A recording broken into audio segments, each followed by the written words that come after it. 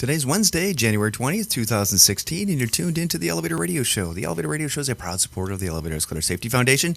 To find out how you can make a difference, visit their website today, www.eesf.org. Everybody, got a good show for you today, so stay tuned. Here it comes. You're tuned in to the Elevator Radio Show, a weekly program dedicated to covering news and information on elevators, escalators, and moving walkways. Produced in the wee hours of the morning, a new show is uploaded every Wednesday, sometimes even before you get out of bed. Listen to some of the comments sent in from our audience. Rob from New York writes, Tom, are you f***ing insane? You actually get up at 2 a.m. each Wednesday to put this show out? Man, you must love elevators. Tim from Illinois writes, I'm not sure why I listened, but ever since I tuned into the first show back in 2007, I've been addicted. Matt in Texas writes, I like your safety messages, Tom. It's important to remember them each and every day. And he also adds, when am I going to win the monthly prize pack giveaway? Ron from California sent this in. Despite your inability to pronounce words in the English language, I tune in each week and am glad that you offer this service to the industry. It's better than Google News alerts. Sarah from Washington writes, love the show, Tom, and look forward to it each week. I'm glad I signed up for the newsletter. You provide a valuable resource for the industry, not only for North America, but worldwide. Enjoy the show. And now, here's your sleep-deprived host, Tom Seibert. Thank you. Thank you, everybody. Great to be here this Wednesday morning. I hope everybody had a wonderful holiday. It's crazy to imagine that it's been... The last show that I did was December 16th, which was obviously over a month ago, but it doesn't feel like that long. It kind of, when I tell my wife, it feels like we've been married for a long time, but yet sometimes not that long at all. And I know that doesn't sound right. That's not the kind of thing you want to share with your wife or your spouse or whatever, but she understands. So yeah, it is good to be back. I do apologize for not having the show out after the first of the year. Just a busy time, some issues with technical stuff, and also just needing some sleep after not feeling all that great was mostly the blame on that whole conglomerate of stuff that was going on. But anyway, neither here nor there. It's good to be here today. I wish it were under better circumstances in terms of the articles that we are going to cover on today's show. And just as a reminder, we are all in this awesome industry, and those that are, have firsthand knowledge and experience with elevators, escalators, moving walkways. When you're asked at a party or your neighbor asks, hey, what happened? I heard about this accident that occurred with an elevator or an escalator. Please do your part to help educate them and to let them know that elevators are safe, escalators are safe, as long as you're riding them properly and correctly. And so just kind of hit that home. And that's something that I do whenever I get the opportunity to do so. Whether it's if the elevator, is stalled between landings, the doors don't open, et cetera, there's a phone button, there's an alarm button. Stay in the elevator. Don't ever try to get out without the assistance from a trained elevator mechanic or a emergency personnel person. So that's huge, and you're gonna understand the importance of this public service announcement, I guess I should say, after reading some of the articles that are in the show today. So, without further ado, I actually ran through the show up until like the 15-minute mark and then realized that Windows was doing an update while I was doing it. So this is my second time through, and hopefully we don't run into any more issues again. But this is cut number 2 for the show, so I'm kind of running out of some time today. So we'll get right into the show notes in just a little bit. One reminder, if you want to contact me, probably right now the best way to do so is to do so on Facebook. Go over to Facebook, do keyword search for Elevator Radio Show, or go to elevatorradioshow.com and click on the Facebook little icon and like it, and then you'll be automatically notified when a show's uploaded on Wednesday. You'll also get information pertaining to some articles throughout the week that you can comment on, so feel free to comment on stuff like that over there. That's probably the best way of doing it right now. elevatorradioshow@gmail.com. That's our email address, but I'm just not, we get a lot of emails, but probably more spam than actual comments, so it's kind of like one of those deals where It's kind of a chore to go through and have to clean that whole thing out. So right now, comment on Facebook. That's the best way to reach me for the program. If not, you can contact me always through my day job where I work. And if you can't find that out, just Google my name or whatever, and you'll be able to track me down that way. So anyway, without further ado, we'll get right into the show notes.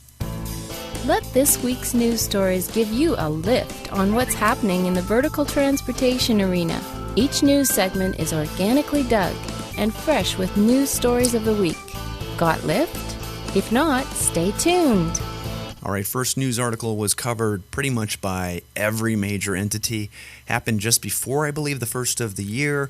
New York Post was reported on this one. Apparently a man was crushed to death after apparently pushing a woman off an elevator when it had, I guess it was stuck between landings. The doors somehow were open. I'm not 100% sure. The details are a little bit sketchy, so I hate to assume anything.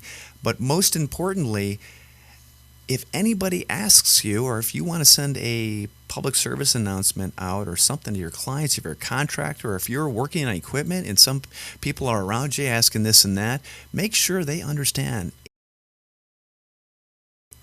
and completely that they should always stay inside the elevator. If it does not travel to the landing that you wanted it to, the doors don't open and the unit stops or it's stalled.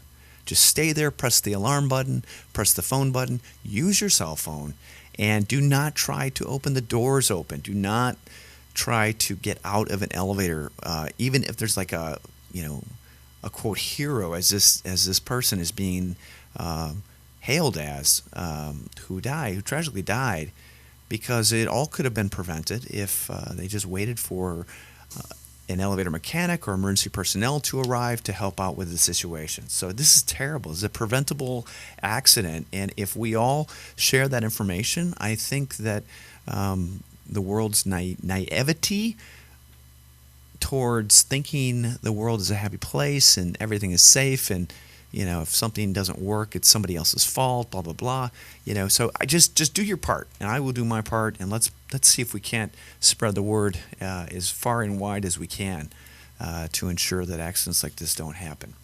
Okay, next news article, equally as horrifying. Apparently CNN reporting a couple witnesses a horrific cruise ship death. Marvin thinks you have to be a brainiac to do your own taxes. Well, so maybe he brought in a world-renowned brainiac to help him. Maybe Jeez. Anyway, maybe you do have to be a brainiac to do your own taxes, depending on how complicated they are. Anyway, I'm sure many of you have seen this article. Apparently, a Carnival Cruise Line. This is actually a cruise ship I was on, the only cruise ship I've ever been on, where a elevator mechanic, or an electrician, I guess I should say, as the article had noted, other articles had noted, was killed on top of an elevator, only for passengers of the ship to witness a blood stream coming down the elevator doors. It sounds awful, and I cannot believe CNN posted the videos, posted the images of the actual accident scene. Obviously, it's a tragic death. Just making certain that pounding home the point that elevators need to be maintained, need to be worked on by qualified elevator technicians, not electricians, not somebody who has a pretty good understanding of how an elevator works, not by me.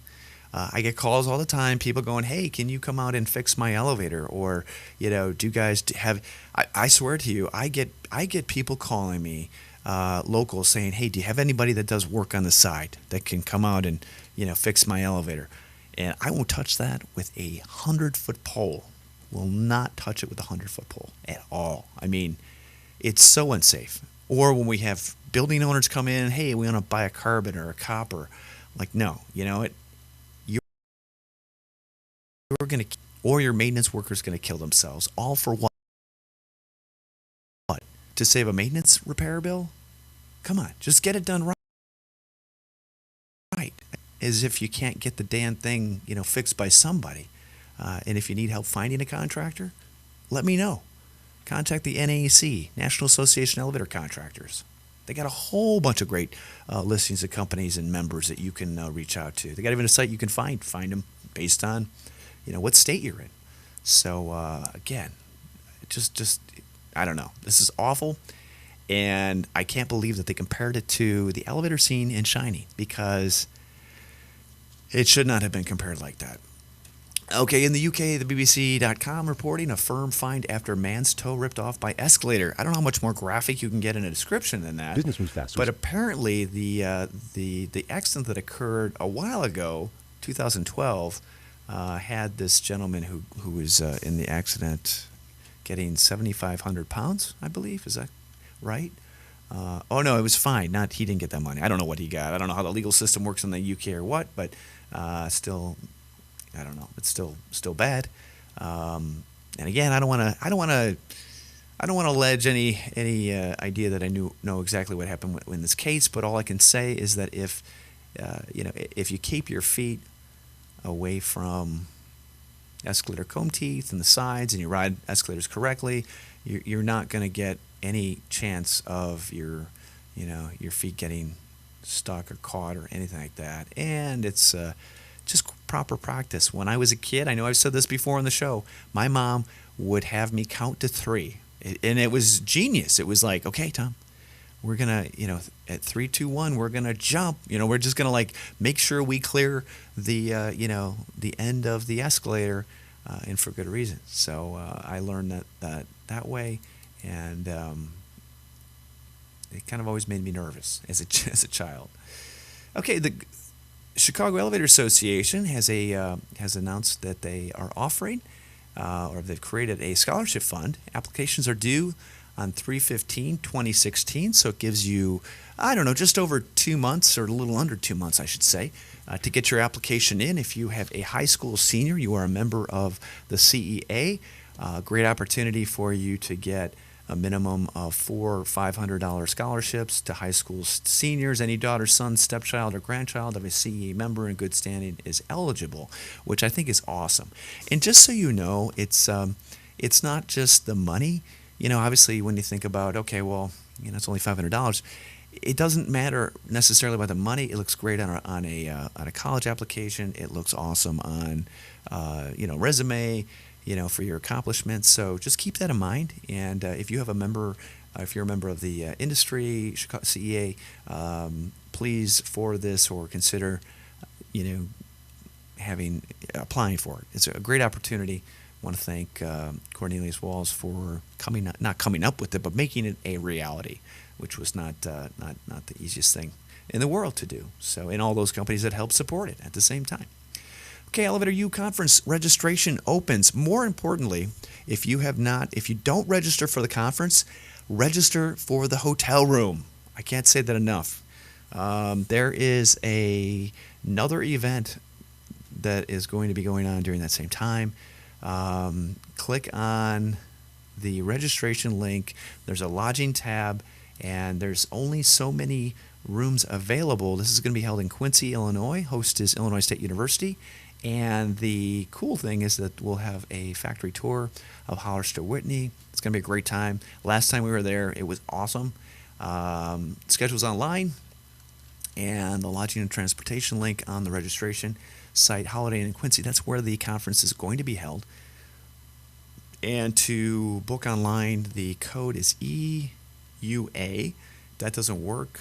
Actually, it might be somewhere else here. You'll get one in the confirmation email, too. Just call them up and ask them for the booking online code. I'm pretty sure it's EUA. So, anyway, get the registrations in. That hotel's going to fill up really quick. Really, really quick. Okay, next news article, and actually that information was just released a little while ago. All right, let's see if we can get into the next article.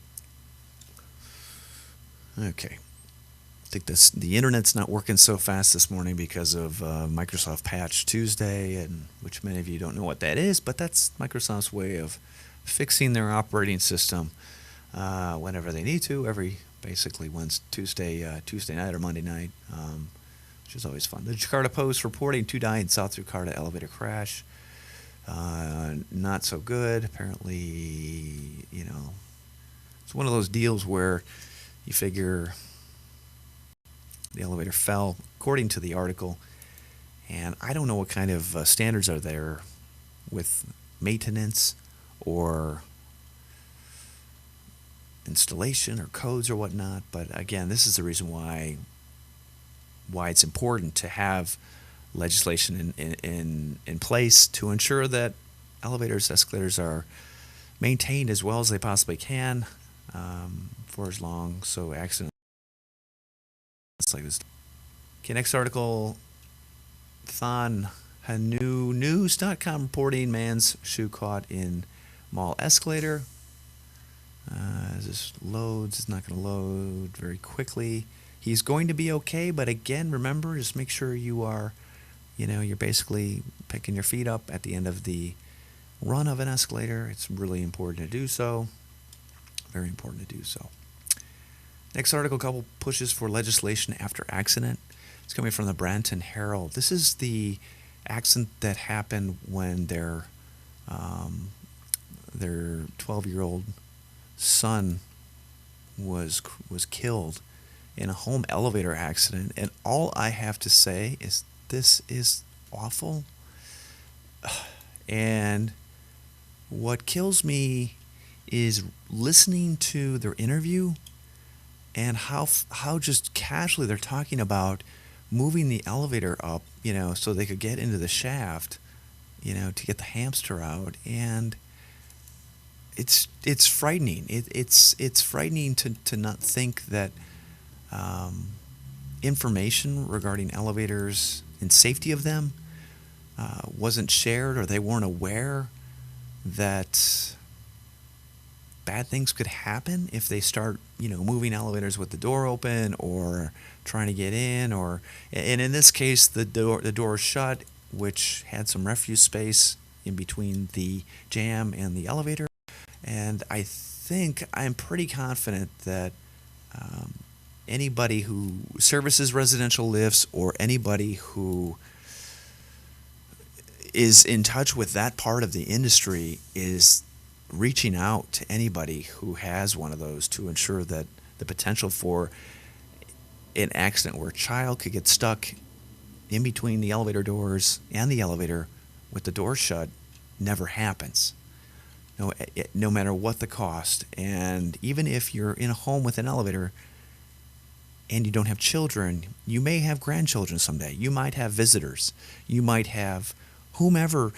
Children are curious. They're going to get into places that you don't want them to get into. I can't tell you how many places I explored as a child that I probably should not have been in. And looking back, dangerous as all hell. So again, another thing to push to anybody who has a home elevator, and get online and share the message about making sure that space in between doors, hoistway gates, elevators, on any elevator with a swing door or sliding door, manual door, is according to code and does not permit a small child to get stuck in between. It shouldn't require legislation to do this, I'm telling you. And in the United States, legislation, it's already in the elevator code. It's up to the, not necessarily in the home elevator front, but, on the passenger front, it's there. And ultimately, if, we've got 50 states to deal with trying to get that adopted, so we all have to do our part to make sure accidents like that don't happen. Should not take legislation to do so. Okay, Elevator World Project of the Year 2016 is printed. It's online for you to check out. You need to subscribe to Elevator World magazine. Click there to do so on the link, and it's pretty cool. I was able to check it out, and it's definitely worthy of subscribing to and reading. So, link is in the show notes for more information. Okay, next news article. CTA tackles 20-year ADA accessibility plan. I never thought that the Chicago Transit Authority was really behind on their accessibility plan, and I'm surprised that they've got a date of 20 years to get it done. I mean, it's just, and I understand from a budget perspective, that's all you can do, you know what I mean? But the reality is that I hate articles like this that start off 2 months after the I-Team exposed dozens of CTA stations in violation of federal access laws. Transit authority officials have new plans to comply with the American Disabilities Act. But I mean, reality is come on. I mean, these are stations that have been up for a long, long time. They weren't installed, or at the time of when ADA was there, or maybe there wasn't room to put an elevator. But ultimately,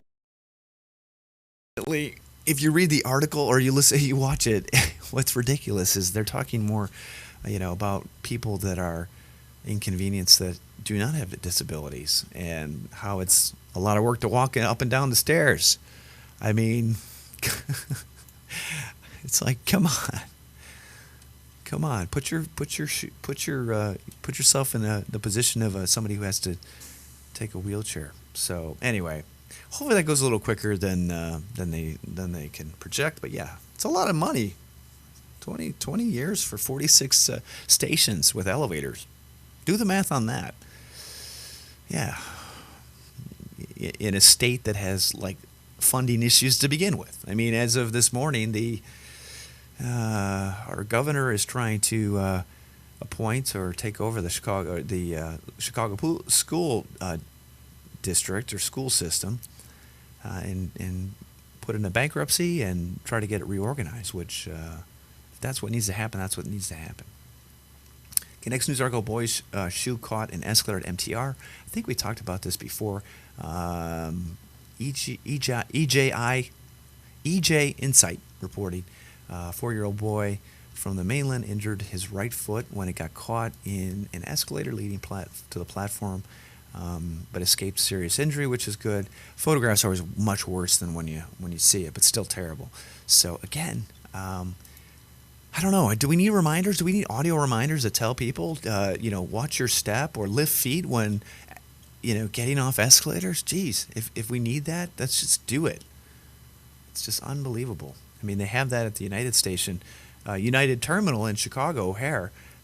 The underground that connects the outside one on the moving walkway. It'll let you know, please be aware. I don't know, moving walkway is coming to an end. Watch your step. So, or slowing down or something like that. So, anyway. Okay, Elevator U. Oh, I don't have it posted there, but I will have the link in. Go to elevatoru.org. Elevator U has a call for papers online. If you are interested in presenting at the 2016 Elevator U conference, please go to the website, elevatoru.org. And there's an application to do so. Get that in as soon as you can so we can make sure our schedule is all set. In Moscow, a woman dies in an elevator accident. This is a home elevator. I don't know why the photograph is shown here because it really has, no, elite Moscow residence. It might be the same one. I don't think so. But apparently, a woman died in Moscow on Thursday after the floor of the elevator fell into the elevator shaft at the elite residential complex in northwestern Moscow. Yikes. The complex contains a number of multi-storied buildings and has won numerous awards. Apparently, elevator maintenance and modernization is not one of them. And apparently, a service employee detained after after this accident. Let's see here. The government of Moscow is looking at this as a criminal case. Recently performed maintenance work. I don't know. Scary. It's the first article I ever read that of a floor falling out of an elevator shaft.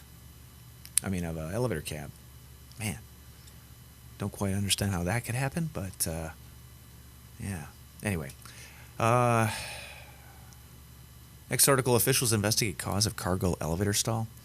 I'm sure many of you heard this article on the main news channel last week. It's happened on last week sometime. Or no, the first week of the year after the New Year's or whatever.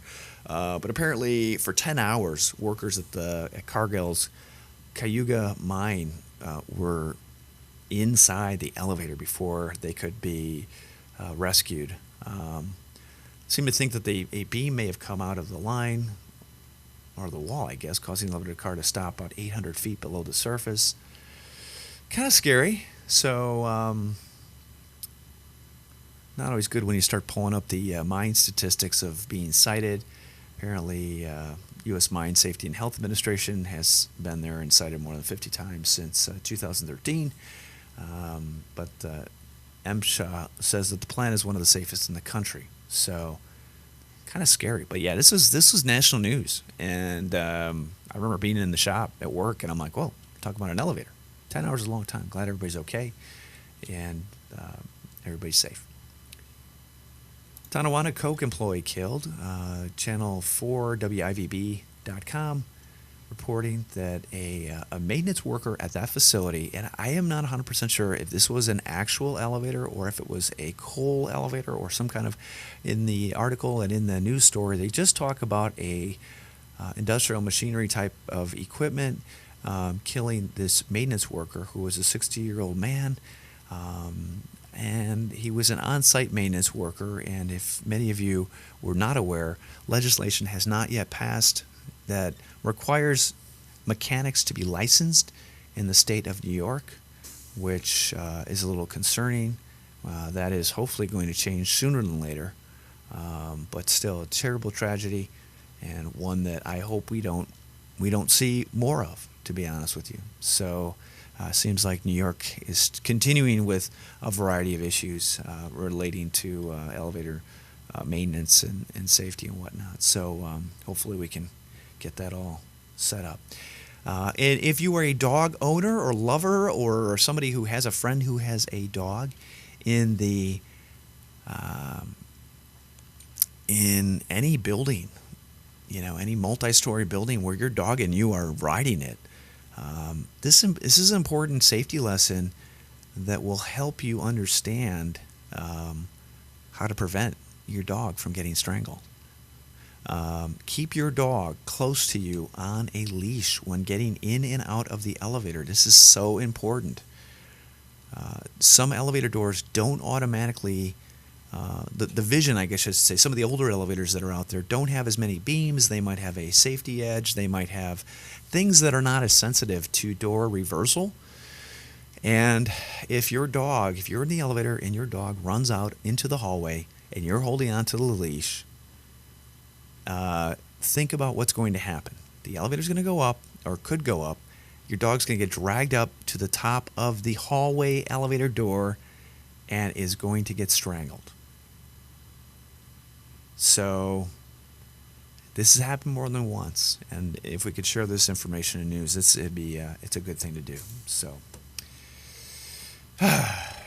nobody ever wants to see anything that's happened. There's videos of this kind of thing happening, and I'm not gonna share that. It's just awful. I had a dog, and it's just rips your heart out. So anyway, well, that's gonna do it for this week's show, everybody. I want to thank you all for joining me today. It has been an honest pleasure, and I mean that from the bottom of my heart.